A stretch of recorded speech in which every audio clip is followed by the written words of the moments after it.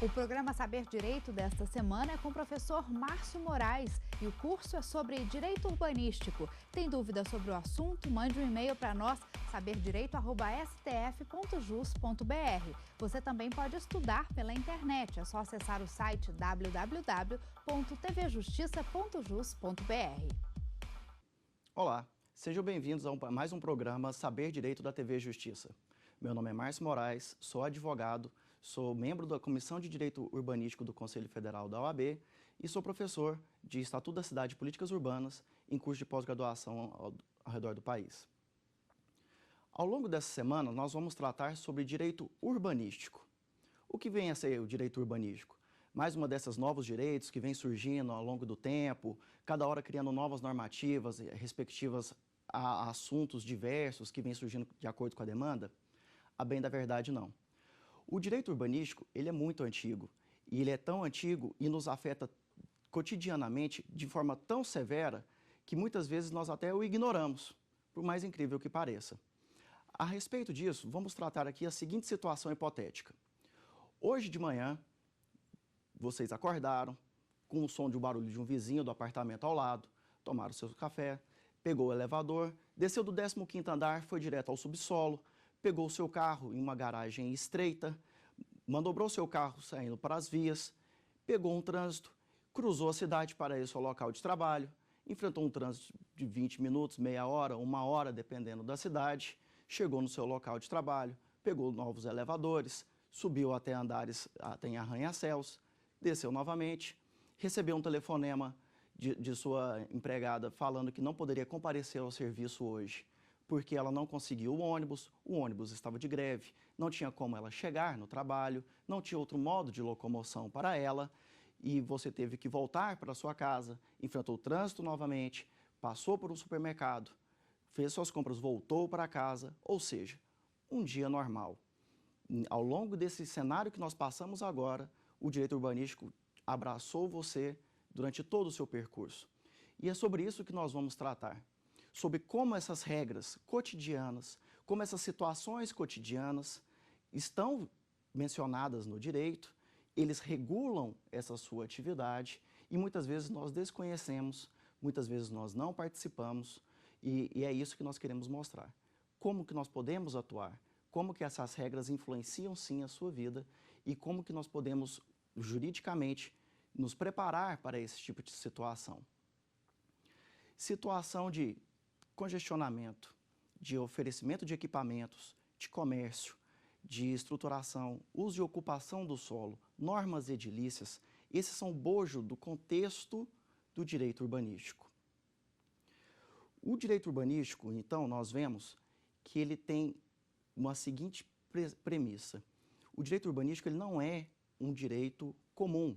Ele não é um direito como o direito civil, como um direito penal, como um direito empresarial, comercial e por aí vai. Por quê? Porque é um direito que não é só esquematizado, ele não é plenamente codificado, ele é um conjunto. Muitos autores, inclusive, consideram ele um direito, uma ciência e uma arte. Um direito porque ele possui regras jurídicas que devem ser ocupadas, mantidas, exercitadas, e que devem seguir preceitos que estão em lei. Ele é uma ciência porque ele precisa de outros ramos, inclusive do conhecimento, para poder atuar. Ele precisa da arquitetura, ele precisa da engenharia, ele precisa da biologia, da geologia, porque todo esse contexto forma a questão urbana. E por fim, nós temos a arte, o direito urbanístico como arte, porque o planejamento da cidade ele segue um desenho. Ele segue para poder fazer a cidade um desenho artístico, um desenho funcional, um desenho que vai servir àquela população o melhor jeito possível. Um desenho que vai servir para ela morar, trabalhar, ter lazer, usar de serviços, enfim. Então o direito urbanístico segue esses três preceitos, como direito, como ciência e como arte. Sendo, portanto, um grupo complexo de normas, o direito urbanístico muitas vezes é desconhecido. Muitas vezes nós, nas nossas cadeiras de direito, no curso de formação, nós não temos o conhecimento, nós não temos a disciplina, nem ao menos optativa sobre direito urbanístico, e daí o seu desconhecimento. Das aulas que vão ocorrer ao longo dessa semana, a partir de hoje, vão servir justamente para isso, para trazer uns esclarecimentos, trazer informações, suscitar algumas dúvidas e orientações para que nós possamos conhecer melhor essa matéria, que tanto nos afeta e tanto por nós é ignorada.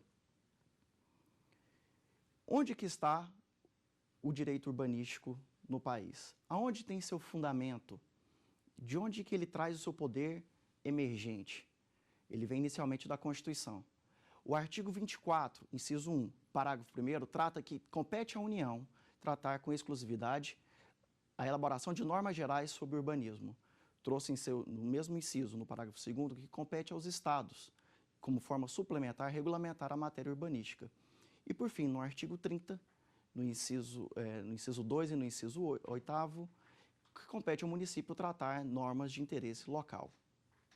Não se nega que, uma vez que a União deu ao município poder de regulamentar em matéria de interesse local, as normas que dele se emanam tratam de uma matéria muito pesada. É aonde deram o poder para o município regulamentar, e não podia ser de outra forma. O município conhece a realidade do município. O município entende aquilo que lhe é necessário para ele sobreviver de forma específica. O município, então, vai poder fazer todo o seu regramento para desenvolver a cidade, para trazer maiores benefícios ao seu cidadão. E é disso que nós vamos tratar aqui ao longo dessas aulas. Nós vamos tratar, então, hoje, sobre o direito urbanístico e sobre o Estatuto da Cidade. Na aula que vem, nós vamos tratar sobre a sustentabilidade urbana e o desenvolvimento sustentáveis. Nós vamos passar também, ao longo das aulas, sobre a política urbana no país, sobre a função social da cidade e da propriedade, e, por fim, nós vamos encerrar com a discussão sobre o adensamento e a expansão urbana. Comecemos, então, sobre os princípios, sobre o que o direito urbanístico toma como necessário e como foco de sua atuação. A primeira situação que ele elenca como princípio é justamente a cidade sustentável, o direito à sustentabilidade das cidades que ela deve ofertar ao cidadão. No Estatuto da Cidade, no seu artigo 2º, fala que é direito do cidadão ter uma cidade sustentável, entendido como o direito à moradia, à terra, à infraestrutura urbana, como forma de sustentabilidade para o cidadão e para a cidade. Outro aspecto que é utilizado como princípio é a gestão democrática da cidade, que é justamente permitir à população participar do governo da cidade, permitir que a população opine para os seus governantes aquilo que é de melhor interesse para ela. Então, dessa forma, o Estatuto da Cidade fala o quê? Cidadão, você está autorizado a se manifestar perante os seus governantes para falar aquilo que lhe interessa, aquilo que lhe beneficiará e aquilo que está te prejudicando. E, ao mesmo tempo, dar um comando para o poder público. Poder público, você tem que autorizar a participação da população. Você tem que autorizar a população a se manifestar. E mais, você tem que ouvi-la e acatar suas decisões de acordo com o interesse público que vai emergir sobre a cidade. Por fim, nós temos também a cooperação do poder público com a iniciativa privada. Uma vez que a iniciativa privada é ouvida, uma vez que a população é ouvida, a lei permite que o governante também associe-se a ela para a busca do fim comum. Por isso que nós vemos ao longo do país, ao redor do país, nós vemos o poder público associando com a iniciativa privada para poder fazer parcerias, algumas parcerias público-privadas, alguns consórcios públicos e privados, parcerias de maior gênero possível para a atuação do poder público. É essa cooperação, é essa união de esforços que vai fazer o desenvolvimento da cidade, sempre respeitando e ouvindo a opinião da população em relação àquilo, de modo a sempre garantir o direito da cidade sustentável, o direito que todo mundo tem de viver numa cidade harmônica. Visto isso, qual que é o objeto específico do direito urbanístico? O direito urbanístico visa, então, o planejamento da cidade, o uso e ocupação, regulamentar o que é permitido, o que é vedado, até que hora, uso de calçadas, se é permitido, se não é, os usos edilícios, se pode construir prédio, se não pode, se pode construir casa, se não pode, se pode construir grandes equipamentos privados como um hospital, como um shopping, ou seja, é regulamentar o planejamento urbano, é regulamentar o uso da cidade. E o direito urbanístico vem dessa forma, juntamente, como disse, com conhecimento externo ao direito, como de arquitetura, engenharia e afins. Esse, então, é o grande foco do direito urbanístico, o planejamento da cidade. Tendo em vista disso, muitas pessoas confundem, inclusive, por conta dessa amplitude de conhecimento, o que é matéria de direito urbanístico, o que é matéria de direito constitucional, o que é matéria de direito civil, de imobiliário, enfim. Algumas ressalvas devem ser realizadas em relação a isso. Obviamente que a cidade só pode fazer aquilo que está previsto em lei, sendo respeitada a hierarquização das leis, vendo que primeiro que está na Constituição, depois nas legislações federais, na legislação estadual e, por fim, a sua própria legislação.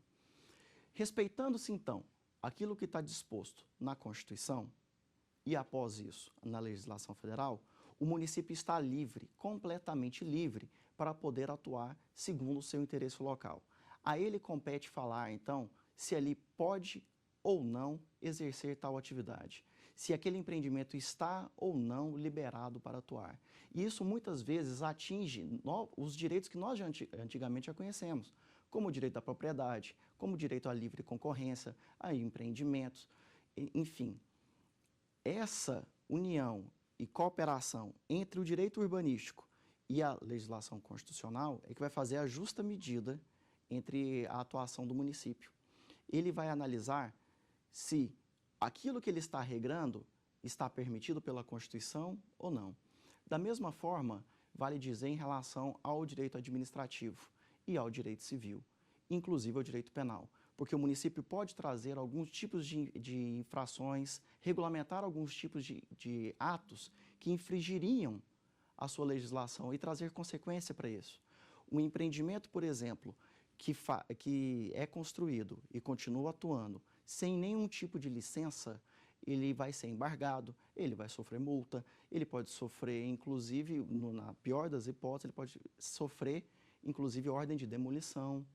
Ou seja, o município, na defesa do seu interesse particular, na defesa do seu interesse local, ele vai poder regulamentar de forma livre esse campo de atuação. E o Estatuto da Cidade dá esse poder para ele. O Estatuto da Cidade, ele começou como um projeto de lei 5877 de 90 e desde então queria se fazer um planejamento da cidade. Por que disso? Porque desde a Constituição nós faltávamos um regramento para o capítulo de política urbana que lá está descrito. A bem da verdade, temos que voltar um pouco mais no tempo ainda. Quando que surgiu a necessidade de se instaurar o regulamento das cidades?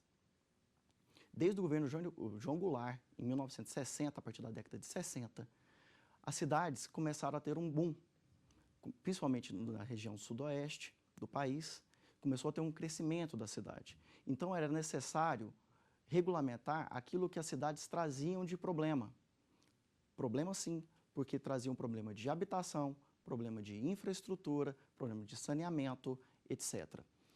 Desta forma, o governo começou a ver que várias pessoas, em busca de melhores condições de vida, vinham para as cidades. E as cidades começaram, então, a ter um problema, inclusive, de moradia. E esse foi o primeiro projeto. Foi a criação do Sistema Federal, do Serviço Federal, perdão, de Habitação e Urbanismo. E, após isso, criou-se o Banco Nacional da Habitação, o famoso BNH, e o início do Sistema de Habitação, do Sistema Federal de Habitação, de Financiamento Habitacional, o SFH. Uma vez feito isso, começou-se então a dar margem à solução de alguns dos problemas.